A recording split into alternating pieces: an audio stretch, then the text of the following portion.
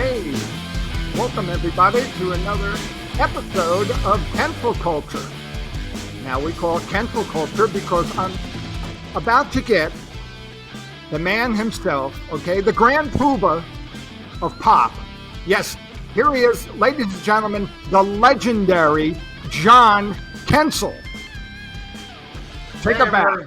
Hey, I'm here. You can see me. We're at my palatial estate, and my wards are locked in the basement. A ward like Batman was to Robin? Dick Grayson, yes. And I always thought Robin was named after the bird, but it's named after Robin Hood. I thought that's right. I thought that in the Batcave. It's something that I have just learned. And I guess that I'm excited about, speaking of another science fiction, I am with the Roddenberries, the Star Trek tribute band that I'm with, and we are going to be in Vineland, New Jersey, okay, at the famous Landis Theater. And the Roddenberries, if you don't know, have been the house band at the Las Vegas conventions, okay?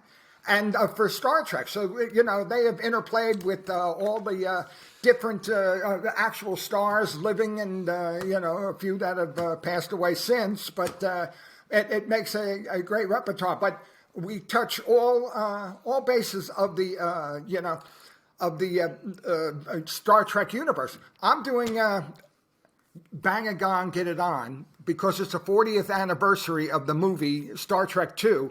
I'm singing, okay, Turn It On, Montauban, Wrath of Khan, okay? It's the 40th anniversary, so a lot of people are getting excited, and there's probably going to be a tribute album or something like that. And, you know. It's really cool because exactly 9 months later, no babies will be born with these Star Trek nerds.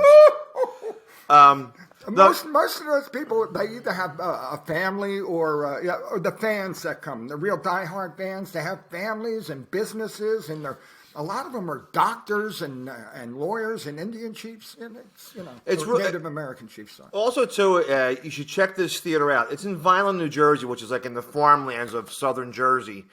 And Vineland, hence the name Vineland. And it's called the Landis Theater. And it's a 1920s Art Deco theater that they spent a lot of money on to restore it with that teal green neon lights.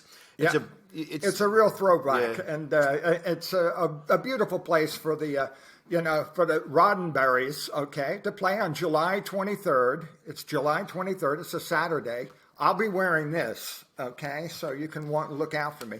Now, I'll be there. I'm get to sing a few songs with the band, and you know, and it's quite exciting. And a lot of the burlesque people will be there. A lot of the science fiction crowd will be there. So if you fall in between all these parameters, you make it up. I want to say too, it's very entertaining. It's I don't want to say it's the Weird Al Yankovic because it's a tribute band doing, you know, I don't want to say parodies, tribute songs.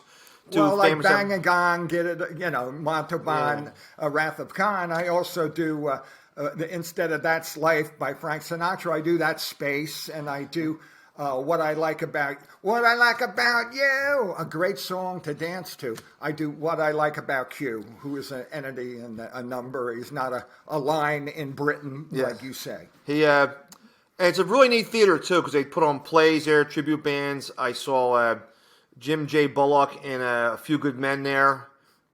He's played the, you know, You Can't Handle the Truth. Oh, did he do that? I saw that. I saw a making of it the other day where Nicholson did that like in one day and got $10 million or something like that. But he did that in one day, his thing, and he just and I don't even think he wasn't even talking to the people he was. No, he filmed it separately. Supposedly, they did it separately. And when you know that, it's so funny to see Kevin Pollak look, and then giving them the. You know what I thought was. I know we're going like a little tangent about that movie. It just like Tom Cruise's the handsome Navy lawyer, and he's chewing an apple every scene, and you realize too. Watch this, fans of the show. They give actors a physical direction. So the scene isn't boring. Because most lawyers will sit in an office and discuss a case. You have to be doing something physical. Like people often note that Brad Pitt in every movie he's eating. He's always like eating celery or always doing something. Right. That's why in all the movies in the 30s, 40s, and 50s, even the 60s, when someone comes to an apartment, they go, "Hey, you want a drink?" And they always pour a drink in the background or light a cigarette. Because the scene's boring, it's just two people talking. But it's a really nice theater too. Check it out. Wait, what is that? I see that in a lot of movies, and that makes a lot of sense. What you just said, that they actually they add a little to the dialogue, some sort of acting, and I guess that that's the same way, that I like to have something in my hand. Okay? Oh yeah, being a prop comic. It's really neat if you ever take an acting class. They call actors must make choices. And you'll see, that's why like James Dean would like run his fingers through his hair. Yeah, and the bottle, when he puts the bottle on his head, or he has the rifle over his shoulder and giant. We talked about this before. There's Steve McQueen was known for doing something physical to make you look at him on screen. In the famous film, the Magnificent Seven. Magnificent Seven. Yul Brynner got real mad at him for upstaging. Yeah. It's upstaging, and I thought that was. And it was neat, and he did. Yul Brynner had a bald head and a black cowboy cap, and he was very intriguing to look at. If you watch that movie, and also Westworld. Remember, he's at Westworld. He almost plays the same guy, but he's a robot. Yeah, well, when you watch the Magnificent Seven, he was a star. But Steve McQueen was right behind him. He was always doing something noticeable. Like he'd twitch on his horse or he'd go, whoa, with the horse. And it was eventually Yul Brynner got mad at him. Oh, yeah. But that's how it's pecking order. He flipped his wig. It's a pecking order. It was a pecking order, but and Yul Brynner, like I guess, was the bigger star at the time, but... I don't know what the Steve McQueen if he came off of the Blob or something like that, filmed right here in Pennsylvania. As I'm thinking about that too, I think the Magnificent Seven came out like in the later '60s. He already had done The Great Escape. Okay, but even The Great Escape, he wasn't the star, but he was the most active, noticeable. Like he was throwing the ball against the wall, prison wall, while he put in the cell. Right. He had all sorts of stage hogging methods that or. Gimmicks. Isn't he one of the few guys who he tried to escape, but they catch him and put him back in the jail? Doesn't everybody else dies, or like one guy makes it in The Great Escape? Yeah, they really did. They shot all those officers. But we have a boatload of interesting things this week. But boatload. Okay. Hey, ladies and gentlemen, this part of the show, I'd like to bring on one of our commentators here at Kensel Culture, and it just happened because of our budget. Okay, yeah, all right. That's it. What can I say? I'm not a ventriloquist. But let me bring on another dummy. Okay, right here, ladies and gentlemen. Here's John Kensel with his famous tweets for the week. Oh, my tweets. Wid's going down to take a bath. Okay. This comment is a little late, but I swear, I don't know what Wilma Flintstone saw in Fred. He looks like a fat idiot. A big, fat, stupid idiot. And so's a little jerk-off blonde friend. Two morons, if you ask me. This is going great. Oh, quick question about movies. What was up with Leonardo DiCaprio in Gilbert, Grape? Why was he acting so silly? He made a fool of himself, if you ask me. He would have cut out those antics. Another thing. What was up with Jamie Foxx in the movie Ray, wearing those stupid sunglasses? What, was he too cool to show his eyes? Didn't he have a hard time playing the piano with those moronic shades on? Boy, talk about an ego. Wid. Yeah. Today it was 95 degrees in Philadelphia with 80% humidity. What's that in human terms? In fact, it was. It's always a little hotter in Philadelphia because we have so many bricks there, and it's always been a couple more degrees than. Well, it was so hot today. How hot was it? I saw two Ben Franklin impersonators strip down to their Speedos and apply zinc oxide to each other. Well, they might not have been Ben Franklin impersonators. Oh, wait a minute. Just two fellas who know what they're working with. Ben Franklin had how many illegitimate children? 11. He had 11 illegitimate children, and which means not only did he invent the lightning rod, he had one. Zing. Jackie Martling. Hey, do you know Bed Bath & Beyond is facing a crisis? All three of them? No, the retailer stock plummeted to a 26-year low after the company reported sales dropped 25% from a year ago. Gosh. Right? Plus... You know why? Because it was the butt of a lot of jokes, and so people think it's a joke now. I know why, too. Why is that?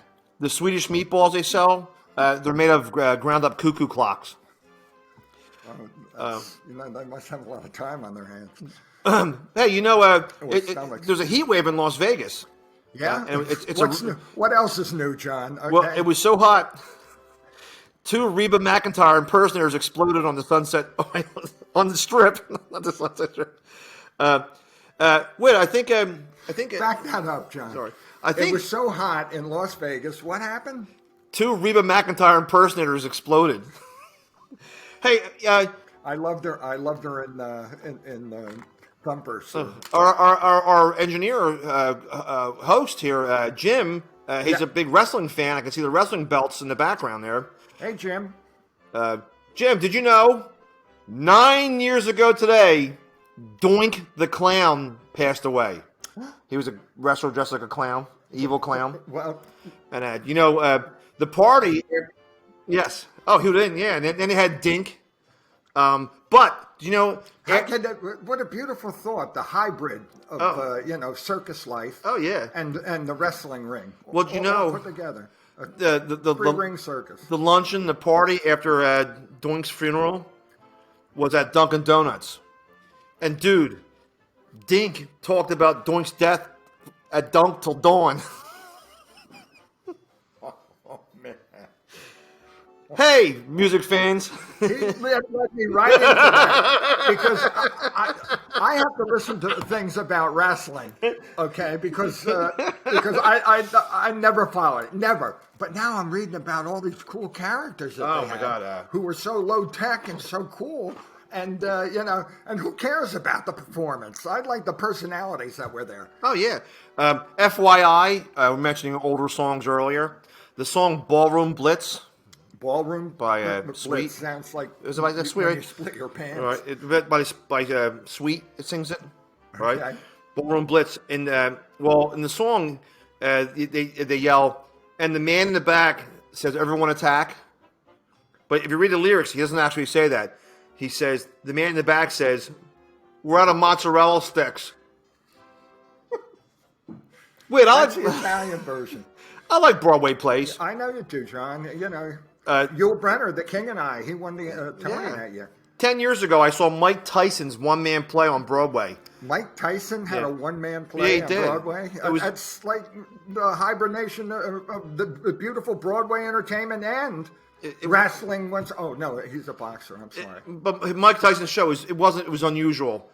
In the middle of his one-man play, he took a nap for 45 minutes in his race car bed. Yeah. Not only did he have bags under his eyes, he had tattoos over it. I saw Chaz Palminteri do a Bronx Tale at the Borgata. I saw him do it at the resorts in Atlantic City. But I actually preferred his other one-man show. He had another one-man show? I don't know. What was it? He did a version of Dr. Fellacio's Car Wash Slut 7. Win. I hope he had a liquor license. All right. I never heard of that play. Now this one here with my Philadelphia tongue, I'm gonna have a hard time saying this. Wid. That's what she said. My parents never had the birds and bees talk with me. In fact, I'll be clinical. All right. My parents never had the birds and bees talk with me. Okay. I don't want you to get there's kids watching out there. In fact, people of minute intelligence. In fact, they didn't have a talk of the birds and bees? No, in fact, when I had my first nocturnal emission, I told my dad that my lemonades... What was wrong with your car?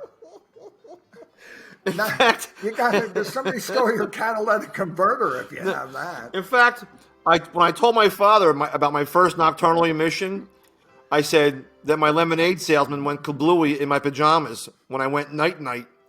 And my dad said, go read the Bible and stop bothering me while Banachek's on.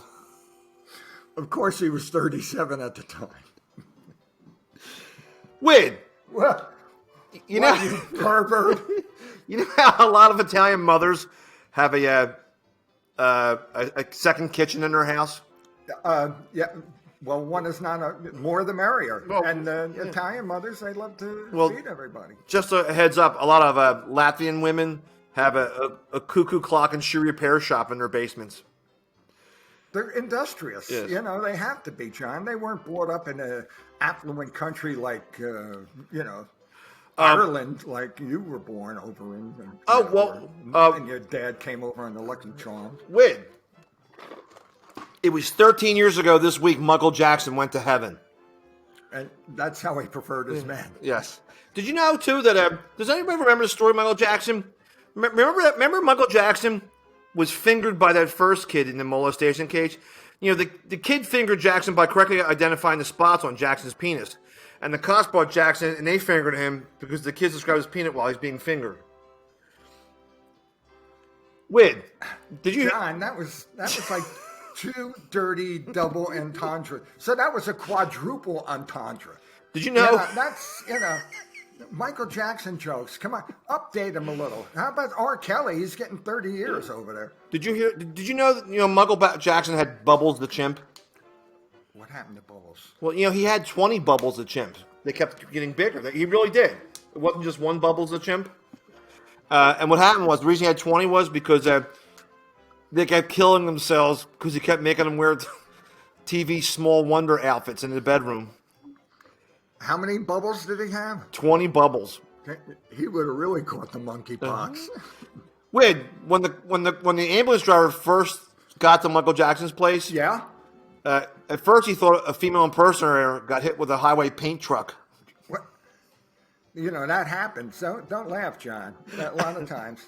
That's, To be honest with you, at the end... You can't make up those things. But a lot of makeup. At the end, Michael Jackson looked like a simple math equation. As if Peg Bundy... He looked more like a question mark. I don't know about a math. A simple... He didn't add up, that guy. I love you, Mike. I think Mike's the best. His music was the best, but you gotta... He was odd. He looked, at the end, the way he looked like a simple math equation. As if Peg Bundy and Powder had a kid. Yeah, he looked like a math book. How's that? He had a lot of problems. At his funeral, family members flew in from all over. Planes came in from Detroit. Balloons landed from Candyland. Spaceships came from Venus. Bats came from Transylvania. And 2 Morlocks came from the time machine. He was a weirdo. I just saw the time machine. Rod Taylor. Rod Taylor. And it's, look at it in retrospect, it's the cheesiest special effects you ever want to see. Yeah. But the time machine itself is a star. Also, too, at the trial for Michael Jackson. Rod Taylor was there? No, but at the trial, the lawyer asked the kid who was fingered by Michael Jackson, the lawyer said, could you please show us on the plastic, fake, not real doll where he touched you? And the kid pointed at Michael Jackson's groin. And the lawyer said, I'm sorry, the one on the table. Now that's funny, John. You see how you did that? Yeah. You mixed those two jokes together about him being like a charge card or something like that. A lot of plastic surgery and like that. Strange thing, Wid. On Saturday, I was actually at a party with Jermaine Jackson. Okay. Right? And I find, let's get physical. And I find that's right. Yeah. I finally worked up the courage to approach him, and I said to him, Jermaine Jackson at the party. I said to him, "Aren't you hot inside that Elmo suit?" You're going down a long, deep Sesame Street. Okay. Real quick, Here's a life hack. A life hack. Wasn't he married to somebody? Like Janet Jackson. No, he's married to somebody. No, he dated Pia Zadora. Okay. Real life hack. You know what a life hack is? It's a tip to get through life. The best life hack I've ever. Oh yes, yeah. Hacks are like little shortcuts in life, or a little efficiency sort of mimes. Mm-hmm. Well, here's a life hack for you. All right. Wax lips on a car wash shop vac beats 40 years of marriage. Wid. You know what? I'm calling the FBI because with the shop vac, we got to get Hoover involved on this. Okay. No, wait. I'm telling John. What is that supposed to mean? Wid. Okay. Yeah. If Prince William or Prince Harry refused the crown, because they're both like the royal family. It's a royal and royal flush. Yeah. Yes, and the prime minister steps down. Do you know who the first person in line to assume the crown is? It's Sir Elton John. No, some guy. He's the most British person who ever lived. No. Rowan Atkinson. No, close though. He's the most British person who ever lived. Sir Ian Blood-Pudding, Meat Pie Chimney Sweep, Goodies Double Decker Jimmy Savile Bean. Wid, speaking of Europe, what? I hope they make Paul Blart 3. Paul Blart Goes to France. Oh, he's the mall cop. Yes. Yeah. I saw the first one, and but I didn't want to see the second one because movies are seldom equal to movies they are a sequel to. Well, and I want to see number 2. I always hear. I want to see part 3 where he's a mall cop in France. Now, number 3 sometimes is pretty good because if it gets a good response, they put more money in it. But I've only want to see it for one reason. What? Because I always dream about seeing Kevin James fall down in front of the Eiffel Tower and his pants fall off. That would be a Paris sight. Wid. How dare you? You would get a real eyeful. Wid. I'm sorry. Did you know? J. Jonah Jameson was Spider-Man's editor at the Daily Bugle, right? Yes, Mr. Spacey. Right. But Perry White was Superman's at the Daily Planet, the editor, right? But people always thought they often said, "Great Caesar's Ghost," right? They changed that was it. His punchline. Everybody says "Great Caesar's Ghost," But they changed it. In the comic book, he said, "Great Scissoring Goats." Wid. They really said that? No, I'm kidding. Nah. Don't be a naysayer. That was a goat. You see how I did that? There's a new movie out called Lightyear, a new Disney film about Buzz Lightyear. Okay, I hear it's tanking. Yeah, it is. Yeah, out there. And some people are saying there's an unnecessary same-sex scene in it, right? But in fact, I saw it, and I had no problem with all the scenes of scissoring. In fact, I think all young kids should see this movie so they can learn about and accept scissoring. Well, I don't know what that means, but I would like to see the final cut if they're doing that much scissoring. FYI, on the same day that Dolly Parton wrote Jolene, she also wrote Tossed Salad and Scrambled Eggs. When they first made Coca-Cola, FYI. Okay. Is that what they serve in Dollywood? It contained ground-up circus dwarfs. Wid. What? Go back. Come on. You heard the stories when they first made Coca-Cola. It had cocaine in it. For your information, okay. I heard those stories about cocaine being in Coca-Cola. Wid. We're at my house right here. One time my mom asked me to bring home Honey Nut Crunch and Fruity Pebbles. So I walk in the front door with these two glow wrestlers. There's a wrestler named Fruity Pebbles. In glow. That has to be somebody's dancing name out there. Fruity Pebbles. Has to be. This morning I was on Rat Face and Chubbs in Camden, New Jersey. Oh, they're not DJs. I'm glad you're here. They're not DJs. They're just two women I picked up at a 24-hour Bojangles on 130. Well, you're coming home with all sorts of. You're going to get that monkeypox. You know what the worst part about feeding local animals my leftover meatball supremes? That's where you're going to get it. All the Feeding squirrel. local okay. It's all the squirrel diarrhea. Wid, my hair's a little long here. Yeah, you're looking like I was one of your heroes. I was thinking about getting a mullet haircut.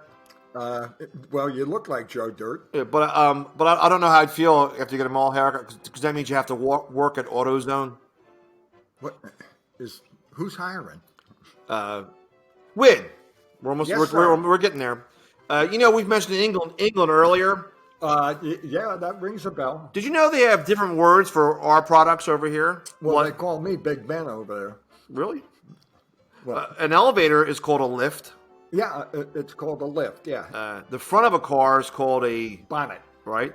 A trunk of a car is called the Boot. no the car's vagina, and a cigarette in England is called a Bennigan's waiter.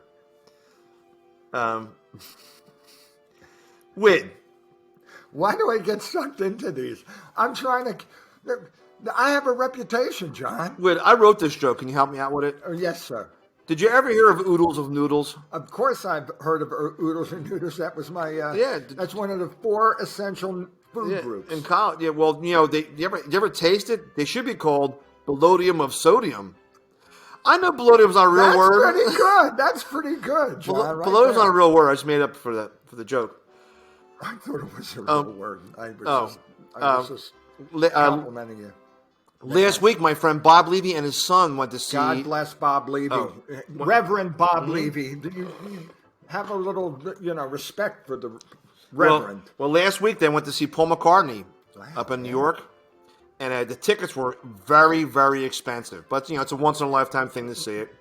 But I don't have an extra $3,800 laying around, so I did the next best thing for a Beatle. What was that, John? I went to the Pennsauken flea market and I saw Pete Best selling diabetic socks out of his trunk. Did he love you? Yeah. Wid! Bill Cosby was convicted this week for $500,000 in a lawsuit of him. Wow, they never give up, do they? Yeah. I mean. Oh man, I'm not saying badly. That's just a cautionary tale, Yeah. People who are getting caught now are people, How big was, Bill Cosby? Bill Cosby was like the spokesperson for morality and for Jell-O pudding pops. And right now, R. Kelly was he was spokesman for Golden Shower. No, he had a lot of big hits and semi gospel like things like. And now he's going to jail for 25 years. That's a long time. Who else went to jail in the rock and roll world? Like that? Oh my God! I thought that in the trial. Do you ever watch the Cosby Show? I haven't. I watched 1 or 2 of them my whole life. I don't know why he didn't have one of his 86 TV uncles who were all retired jazz musicians. Like every weekend, from the Clef Club on beautiful Broad Street. Yeah, well, Bill Cosby every week he had one, but they should have had one of his uncles as a character witness. The defense calls Scrub Brush Johnson to the stand. Yeah. Wid. Scrub Brush Johnson. I don't know. He's an old blues good, man. He was good. Don't make fun of the pioneers, John. I saw David Coverdale, lead singer of Whitesnake, recently. Oh man! Look, you're leaping from one genre of music to the other. And I'll never forget what he said to me. What did the lead singer from Whitesnake have to say to you? Welcome to Fuddruckers. My name is Dave, and I'll be your server. Wid. You were putting all these one-time great superstars in demeaning roles. Speaking of rock music, yeah. In Van Halen's Jump, I did a little. David Lee Roth calls a jukebox a record machine, right? And that's weird. Why he called jukebox a record machine, right? But he also calls hot dog rolls Frankfurter beds and shoes foot gloves. When In German, it's Handschuh Yeah. for your thing. And what was the first thing he said? Oh, the record machine. That's from Chuck Berry. That's from Little that's Queenie. right. There she is standing. And it's also when she's too cute to be a minute over. A little bit older now. I'm selling this rock and roll joke. Yeah. I'm playing two people here. I'm glad you cut down on your multiple personalities. Oh, you can be the second person here. Okay, yes, I All right. can. I'm me. I'm me. Okay, right. I'm not a good actor. You say one word, or you say two words. I'm going to try to steal. All right. You know. All right. I saw Paul Rogers from Bad Company sing with his first band. Okay. Free? No, it was like $15 a ticket. I'll give you such a slap. How was that? Was that okay? And See, I'm not used to acting like that. Like free. I would have put in there. Oh, it was free. So I guess bread was an opening for them. Win. Oh yes, Donovan. When Marcel Marceau dropped dead of a heart attack in 2007, I've got nothing to say. people applauded. And then And then it got weird. And then it got like sad weird. Wow. I bet it did. Marcel, he's been doing it for a long time, but he got too full of himself, I think. Oh, yes. Oh, real quick before this last one, all right? Yeah. I just have to tell her about their an announcement. Wait a minute. And here is John's last tweet of the week. There's a misprint in John Kensel's cookbook Oh, it's probably worth more money now. under Grandma's Lasagna Yeah? where it says 2 quarts of black tar heroin. It's supposed to read a half a teaspoon of oregano. And that's it for the tweets this week. All right. Thank you. That's Okay. it. And but we had some interesting. We got a little bit of time. A real quick story. Can I tell a story? What, John, is this a story you're going to tell about your good friend? Yes, and I don't want to be negatory because him and his daughter might be listening to it. No, you're a good friend to him, and he's a good friend to you, John. He's a good guy. but- I've known him for 45 years.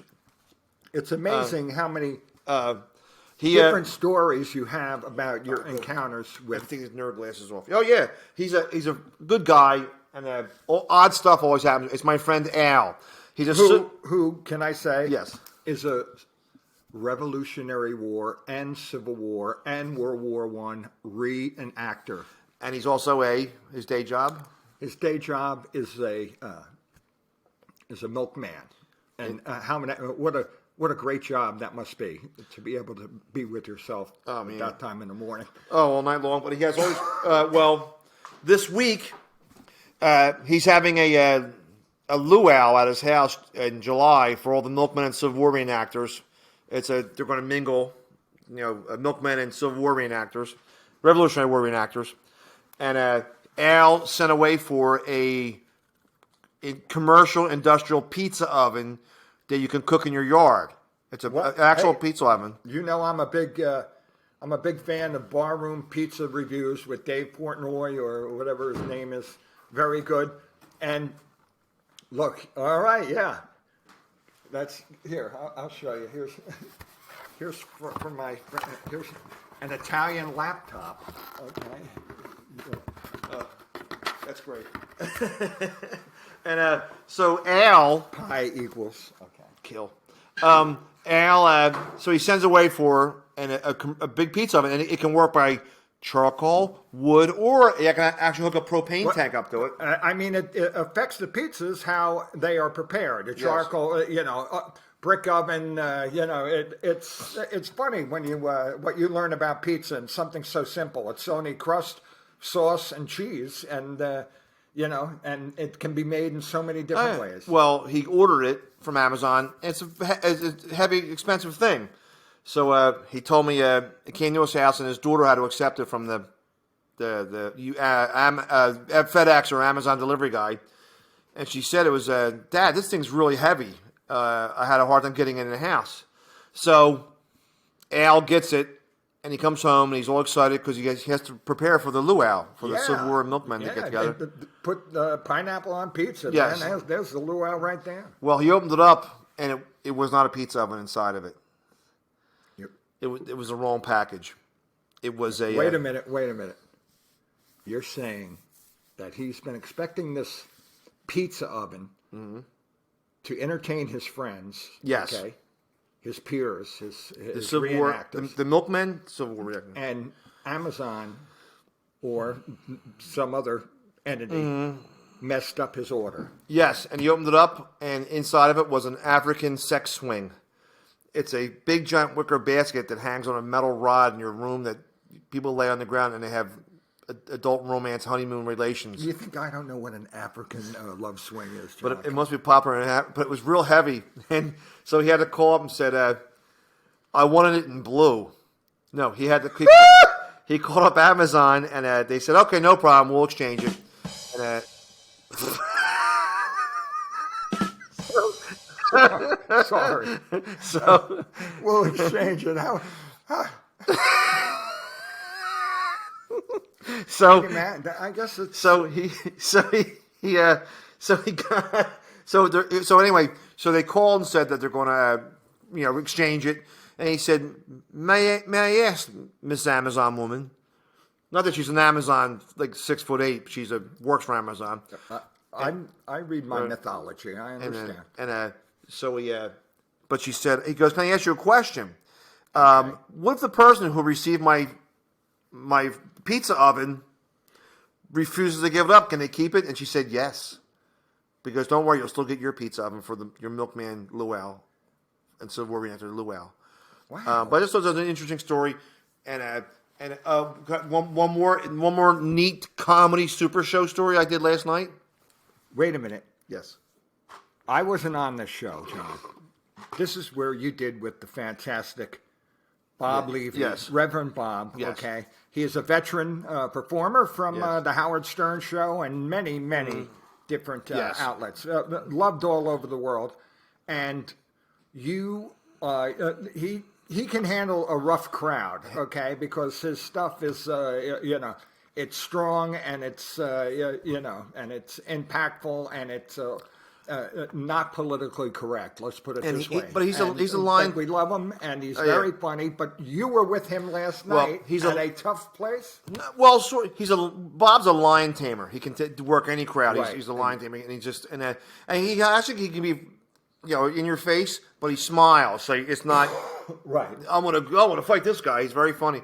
But it was in Staten Island, and it was a Rotary Club, and very nice people there. And it was all Italian guys, just like out of the Sopranos. Mm-hmm. Like, hey, what do you guys do for a living? The guys like, I do driveways and pools and stuff like that. And they actually, you got to realize something too. There's a difference between comedy clubs and a dinner. Like, you don't freak out and go, oh, I got to do an hour and a half. No one at a dinner wants to see a comic do an hour and a half. Oh. At the most, 45 minutes. Get done. Because you want to eat and talk and socialize and drink your Rob Roy's and clean your 38 pistols, stuff like that. But I went up and I always call myself I'm just like a warm-up act. I'm like the I don't want to say sacrificial lamb, but that's why Johnny Mathis has people open for him. Just a chance. Yeah. Okay. But it was funny because I bring multiple clothes when I go to you don't know you're going to encounter there, right? I had a polo shirt on. Staten Island. Every time that I've played there, it's always been a weirdo audience. Yes. I mean, not that they're bad people or anything, but they're a little bit more brash and loud and. Oh yeah. And it's kind of clannish there too, because it is an island and everything, and it. And it's always been sort of the rebel island.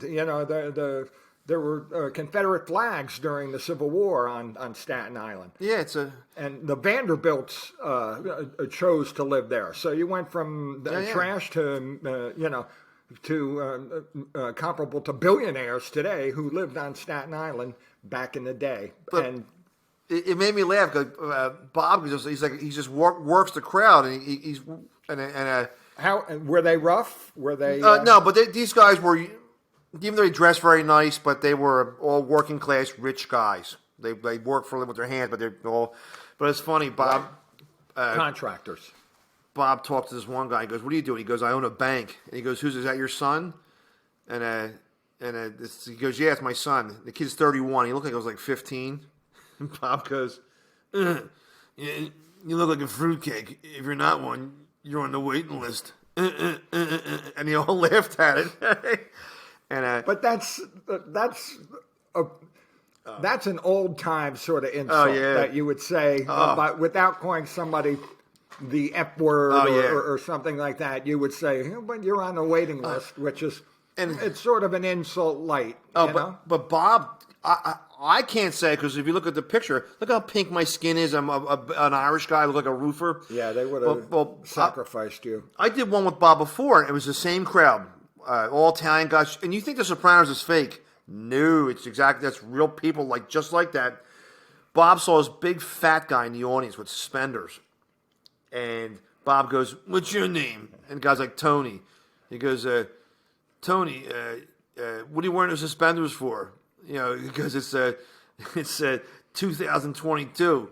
He goes, "Look at the suspenders. What are you going to go home and jerk off to Bonnie and Clyde?" Because that was his way of referencing old, right? And then he goes, "How many kids you got?" And the guy goes, 3. And he goes, "You probably had 5, but you ate 2, you fat F." And they loved it. If I would have said that, I wouldn't be here now. All right, but that was the show last night, and actually it was nice. People, does that happen? Do you think with Rickles, when Rickles would say things like that, like in like, "Is that your wife?" And then he'd go, roll his eyes, and then he'd go, "Ooh." But if people want to be comedians, that's what you got to learn. You got to take everything. You got to do kids groups, old age homes. You want to be a working comedian, you might you got to deal with this crap. But we'll cut a little bit early because we started the show a little late. Yeah, but we wanted to talk about. Well, I don't go super deep. Let's do that next time. Okay. All right. Yeah. We have a neat topic. This is fun tonight too. I don't mind doing this. I'll get headphones for us. Mm-hmm. And I hear you. Oh, thank you very much. I don't have any live appearances till July 13th. Yeah, I'm in the Wilkes-Barre area, and you have your super show on July 23rd. It's the Roddenberries. We are a Star Trek parody band. We take old songs and we make parodies, like "Devil in a Blue Shirt" instead of "Devil in a blue dress." I do "Devil in a Blue," which is about Spock, and it's because they at one time thought he was the devil. They almost took him off the thing. I'm much more into because of the original series, but I'm learning the other ones now. It's the next generation out there. But we're going to be at the beautiful Landis Theater in Vineland, New Jersey, and Vineland was founded by a man named Welsh.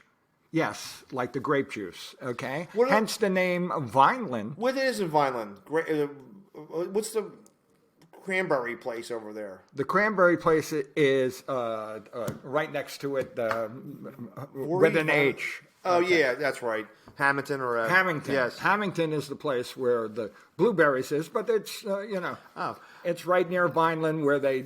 and that's why all the grapes came from there. And he started it back in the day as for healthy people, for to get out there and eat right and get the sunshine. It's just South Jersey. It was beautiful. And tonight we did a little different. We did at the home studio here at Shea Kensel, and but that was fun tonight. And we're dressed up, and we have other people checking things out. And people, tell your friends. This was actually fun. It's my favorite thing to do during the week is the Cancel Culture Show. Check out my friends. Eric Todd does This Week in Charles Bronson. Our former co-host, who does a great podcast now called The Rees Company with Steve Rees and Chris Morgani. Like the Rees. Company. Yeah. That is so cool. It's very good. So, it's Steve Rees, but he calls it the Rees Company. It's a great name. Yeah. And I've gotten commented called the Kensel culture instead of cancel culture. Guy, that's very clever. Like I'd be if I had a show, it would be Wit Out. Yeah, Wit or Wit Out. No, I'm not out. What do we? Hold on 1 second there. I was trying to think. What do you want to call the show for tonight? We talked about tweets and this African love swing, but I don't want to call it that. Don't call it love swing. Call it pizza oven. Yeah. Well, no. How about this, Jim? Here's the title. The Milkman Luau. I like that. That's okay. And Jim, that's Hawaii. That's it. I said hi at the end. That's But that's okay.